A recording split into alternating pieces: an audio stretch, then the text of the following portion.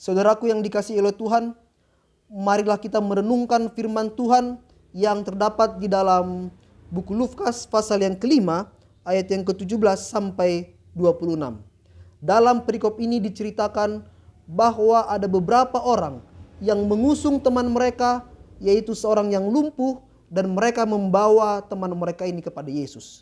Sementara Yesus ada di dalam rumah, ada begitu banyak orang yang mengerumuni Yesus sehingga mereka kesulitan untuk membawa temannya ini langsung ke hadapan Yesus. Lalu mereka memikirkan sebuah cara. Mereka mengangkat temannya ini ke atas sebuah genteng. Lalu mereka membuka atap rumah tersebut. Lalu mereka menurunkan temannya ini tepat di hadapan Yesus. Ketika Yesus melihat mereka, maka Yesus berkata kepada mereka di ayat yang ke-20. Ketika Yesus melihat iman mereka, berkatalah ia, "Hai saudara, dosamu sudah diampuni." Mengapa Yesus mengatakan kepada orang lumpuh ini bahwa dosanya sudah diampuni? Seharusnya Yesus mengatakan, "Hai saudara, berjalanlah, engkau sudah sembuh." Tetapi yang pertama Yesus ucapkan adalah, "Hai saudara, dosamu sudah diampuni." Yang pertama karena Yesus mengetahui sesungguhnya isi hati daripada orang lumpuh ini. Yesus dapat membaca kedalaman hatinya. Dan Yesus tahu orang lumpuh ini merindukan kesembuhan, merindukan pengampunan, merindukan damai dari Tuhan. Dan Yesus memberikan jaminan kepada orang lumpuh tersebut bahwa Tuhan sudah mendengar doanya, mendengar pergumulannya, dan mengampuni akan dosa-dosanya. Yang berikut, pelajaran yang kedua, oleh karena dosa lebih mematikan. Dosa lebih mematikan daripada sekedar kelumpuhan itu sendiri. Upah dosa adalah maut dalam Roma 6 ayat yang ke-23. Oleh karena itu kesembuhan rohani lebih utama daripada kesembuhan secara fisik.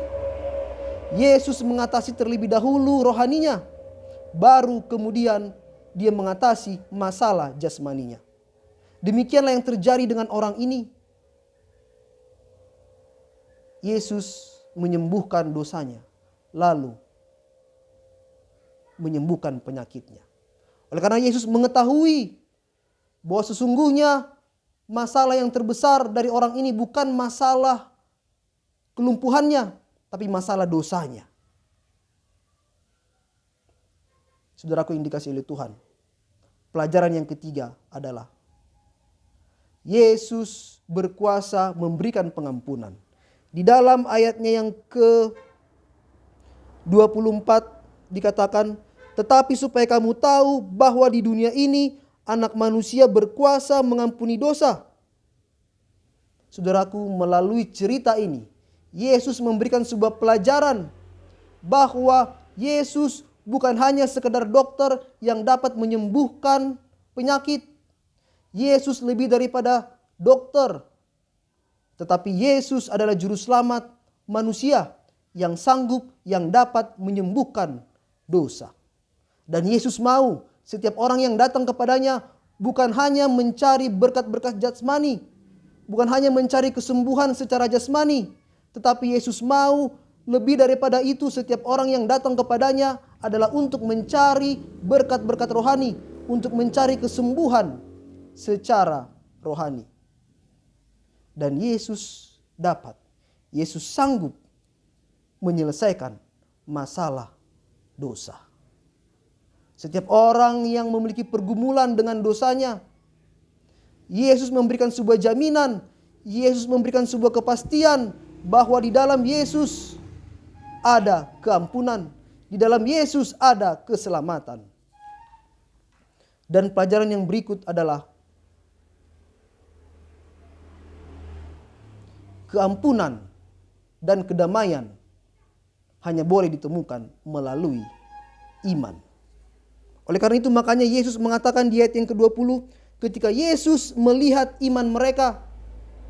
Saudaraku, orang-orang pada zaman Yesus menggantungkan keselamatan mereka, menggantungkan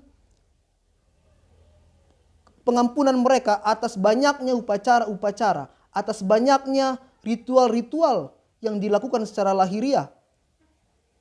Yang mana segala upacara tersebut, yang mana segala aturan-aturan yang banyak yang ditambahkan, yang seringkali membebani, memberatkan seseorang, ternyata itu tidak pernah dapat memberikan jaminan keampunan.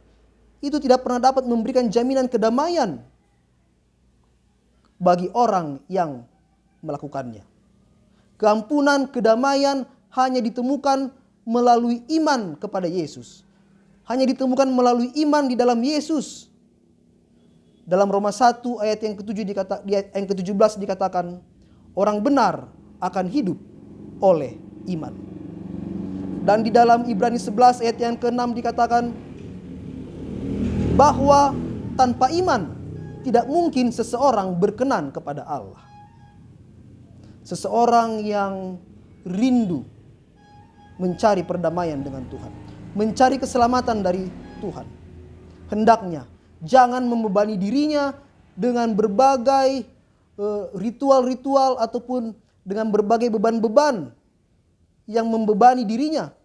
Hendaknya dia percaya dengan iman bahwa kematian Yesus saja sudah cukup untuk membayar lunas segala dosa-dosanya.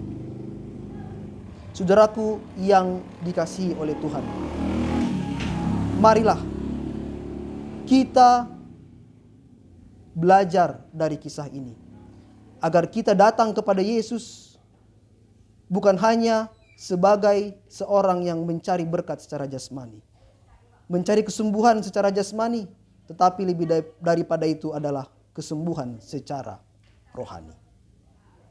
Saudaraku, ada begitu banyak orang yang mencari Yesus, menjadikan Yesus sebagai dokter. Tetapi kita harus menjadikan Yesus lebih daripada sebagai dokter, tetapi sebagai juru selamat yang dapat menyelamatkan kita dari dosa-dosa kita. Marilah kita dengan iman kita, marilah kita dengan keyakinan kita datang dan menerima pengampunan dari Tuhan melalui Yesus Kristus. Kiranya Tuhan memberkati kita.